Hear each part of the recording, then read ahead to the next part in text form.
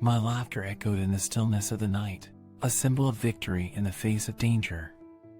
The pendant in my hand felt warm, a beacon of triumph against the nightmare we had just overcome. "I guess I'm happy to see you," I managed to say between bouts of laughter, a grin stretching across my face. "Good, because we're not done yet," Helena said with a smirk. Her eyes sparkled with mischief and determination. And then, with a wave of her hand, a rush of magic sparked around her. It looked like 1,000 tiny fireflies, buzzing around her in a golden halo. The magic worked its way through her torn clothes, mending them, erasing the evidence of the intense battle we had just fought. Within seconds, Helena was once again the epitome of a formidable witch, her clothes immaculate, her aura powerful. Seeing the transformation was fascinating, a testament to the magic Helena wielded. It was a reminder of the power we had at our disposal, a reminder that we could indeed tackle the prophecy head-on and win. With renewed determination, I stood up, helping Helena to her feet. Her hands were still warm from the magic, her grip firm. She looked at me, her eyes reflecting the fire in my own. "We did it. 1 down, 2 to go," she said, her voice steady, and with those words, we set off into the night, our hearts lighter, our spirits stronger. The first hurdle had been overcome, but the journey was far from over. With the prophecy of the Ouroboros still hanging over our heads, we knew we couldn't afford to rest. Not yet. As we left the confines of the cave, the cool night air met us. The stillness of the forest was as eerie as it was deceptive, an ominous silence that sent a chill down my spine. I assisted Helena, her hands clutching onto me for support, her face pale from exhaustion. But she was resilient, a spark in her eyes that refused to be extinguished. As we stepped further into the clearing, the moonlight revealed an army of the undead, their eyes glowing with an unholy light, their faces twisted in snarls. Their rotted bodies were an army of decay, a monument to the necromantic power of the sisters. In an instant, the peace of the forest was shattered as the undead began their pursuit. Their roars and growls filled the night air, echoing through the trees. They moved with an unnatural speed, their bodies jerking in a grotesque dance of death. "We've got company," I said, glancing back at Helena. Her eyes widened at the sight, but she quickly composed herself. "Then we best not keep them waiting," she quipped, pulling out her wand from her robes. With renewed vigor, we started running, darting through the trees, the undead on our heels. Every step, every breath became a battle for survival. It was a chase, a deadly game of cat and mouse. The line between life and death was thin, and we were treading on it. In the midst of our flight, I could hear Helena muttering an incantation under her breath, her eyes focused ahead. As we ran, she thrust her wand into the ground, a blinding light emitting from its tip. Suddenly, a dense thicket of brambles and thorny bushes erupted from the ground, forming a thick barrier between us and our undead pursuers. I still could not believe those things used to be people. It is obvious that Corvida utilizing them to rattle us. Their grotesque roars of frustration echoed through the woods, their pursuit halted by the impenetrable wall of thorns. Helena's spell had bought us some precious time. Panting heavily, we moved away from the thorny blockade, deeper into the forest. A little further off, we found a dense cluster of towering trees. With another wave of Helena's wand, the trees responded. Their trunks bent and twisted, forming a rudimentary shelter. Enchantments were quickly cast, turning the inside into a cozy haven, complete with a roaring fire. "I need to rest," Helena said, her face etched with fatigue. "The last battle took more out of me than I thought." I nodded, helping her to the makeshift bed that had appeared in a corner of the shelter. As she drifted off into a deep sleep, I turned my attention back to the grimoire.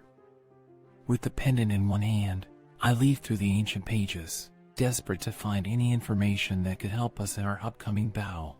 The moonlight filtering through the cracks in the trees was my only companion as I delved into the depths of the mystical text. seeking answers that could aid us in our quest.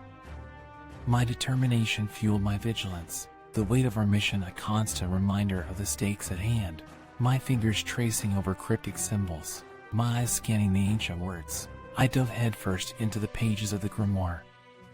The locket sat on the wooden table next to me, glimmering in the light of the single candle that flickered and danced, casting long, grotesque shadows around the room. The night seemed to deepen as I turned each page, the ancient text revealing tales of age-old battles, detailed descriptions of rituals, and cryptic clues about the powers of the three sisters. Finally, after what seemed like hours, I came upon a passage that caught my attention. Corvida, the Raven sister, mistress of death, draws her power from the souls of the departed. I read aloud, my voice barely above a whisper in the quiet shelter. The text continued, hinting at a possibility that her powers could be weakened if the souls under her command were set free. Reading further, I found a complex ritual designed to disrupt the connection between Corvida and her spectral minions. The details were intricate and would require a great deal of preparation. I committed them to memory, reading and rereading until I felt confident that I understood the process. As the words on the page started to blur, I realized I had been reading for hours. A yawn escaped my lips, and the book fell from my hands, the pages rustling softly as it landed on my lap. The last thing I remember was the flickering flame of the candle, casting dancing shadows across the ancient text. Sleep overcame me, wrapping its comforting arms around me, pulling me into its embrace. The first light of dawn was seeping through the makeshift window, casting a soft golden hue on Helena's face as she gently nudged me awake. Rise and shine, sleepy head, she teased, a faint smile on her lips. Despite the clear exhaustion in her eyes, she appeared refreshed, her messy hair now tamed into a neat braid, and she was dressed in a fresh set of clothes that appeared out of nowhere, rubbing the sleep from my eyes. I rose to my feet, stretching my stiff muscles. My mind was foggy, still half buried in the remnants of sleep, but the sight of the grimoire, lying open where I had left it the night before, snapped me back to reality. I had spent the night unearthing secrets about Corvida, the sister of death, and I was eager to share my findings. With a deep breath, I began recounting the information. Helena listened, her arms folded, her gaze distant as she absorbed the details. I spoke of Corvida's connection to the souls of the departed and the ritual that could sever that connection, weakening her powers. I explained the intricacies of the ritual, the requirements, and the precautions we would have to take. Helena nodded slowly, her eyes thoughtful. It's a dangerous path, she said finally, her voice low and serious. But it's the only chance we have. With that sobering thought hanging in the air, we gathered our things and set out into the cool morning, the rising sun painting the sky with hues of pink and gold. The woods around us seemed to hold its breath, as if sensing the gravity of our task. We were headed into the heart of the storm, armed with nothing but a book of magic and a desperate hope. But in that moment, it felt like enough. We moved deeper into the forest. The further we went, the heavier the air seemed to grow. The atmosphere was thick with an unseen energy, a testament to the power of the Sister of Death. Corvida's lair, as it was detailed in the grimoire, was hidden deep within the heart of the forest, shielded by an array of enchantments to keep unwanted visitors away. As we pressed on, the sunlight seemed to fade, as if swallowed up by the endless sea of trees. Studying the grimoire under the dim light, I realized that our journey would not just be physical, but metaphysical as well. Corvida had embedded her existence into the fabric of the deathly realm, a dimension where human perception would be challenged, and normal laws of physics held no bearing. We would need to navigate this twisted reality to reach Corvida. There's an incantation, I shared with Helena, my fingers tracing the ancient script, that will allow us to cross over into Corvida's realm. But the spell also warns of illusions and tricks of the mind we may encounter.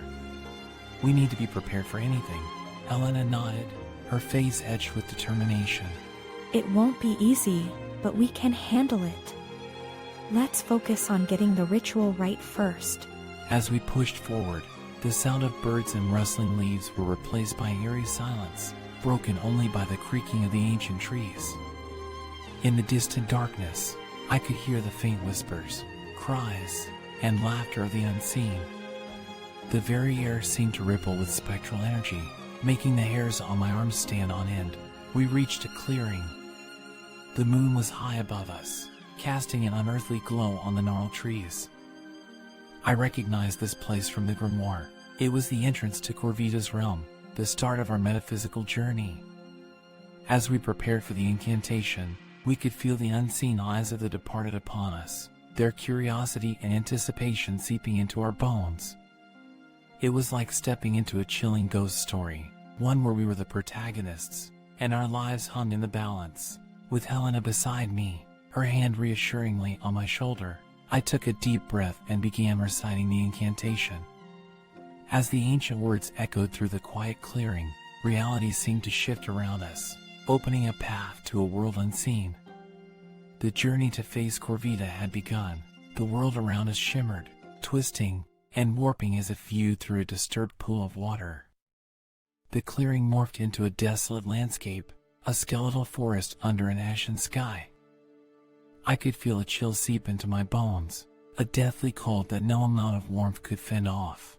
Obsidian's entrapment has not gone unnoticed, Helena murmured as we advanced through this uncanny terrain.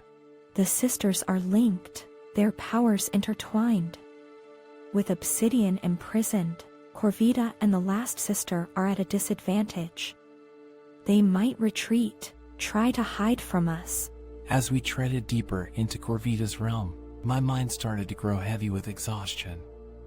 Every shadow seemed to twitch and whisper. Every gust of wind seemed to carry muted screams. The air was thick with despair and dread. Each breath I took tasted like ash. I stumbled then, the world spinning around me. I blinked, but my eyes refused to focus. Panic rose within me like a tidal wave, threatening to pull me under. Suddenly, Helena's grip on my hand tightened. She pulled me close, her voice cutting through the disorientating haze that clouded my senses.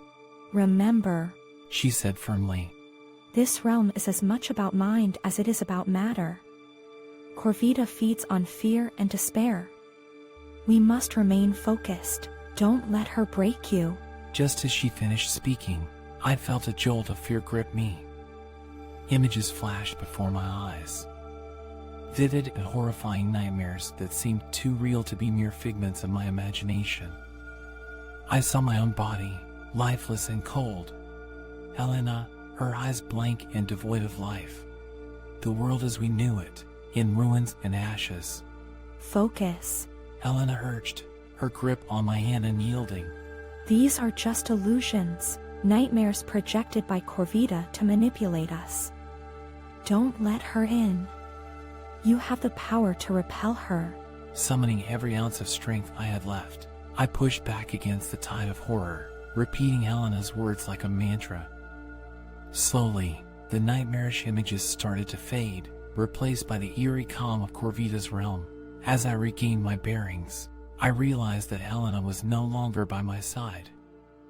I looked around, my heart pounding in my chest, only to find her a few steps away, her face pale under the ghostly glow of the moon.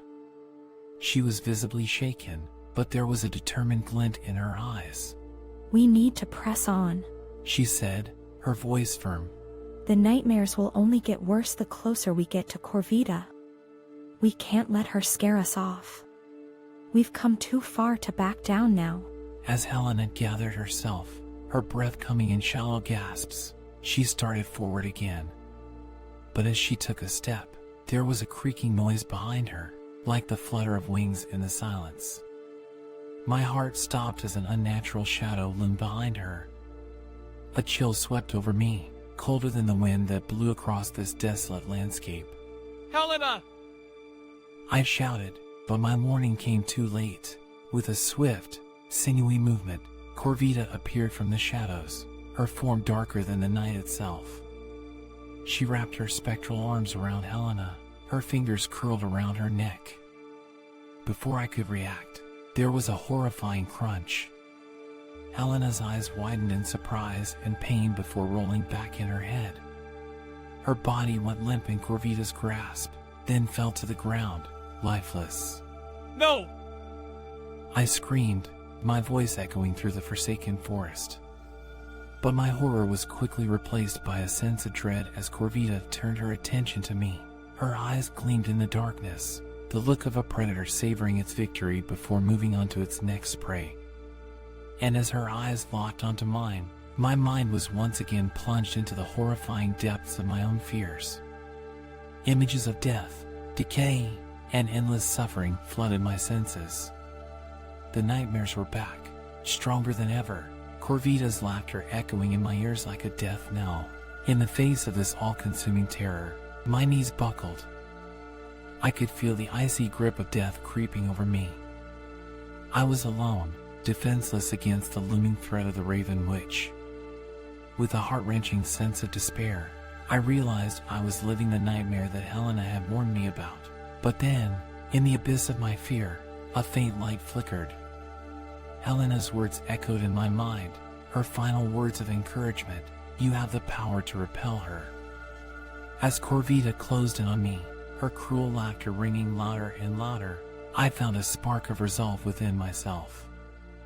I might have been outmatched, but I was far from defeated. My story was far from over, or so I hoped.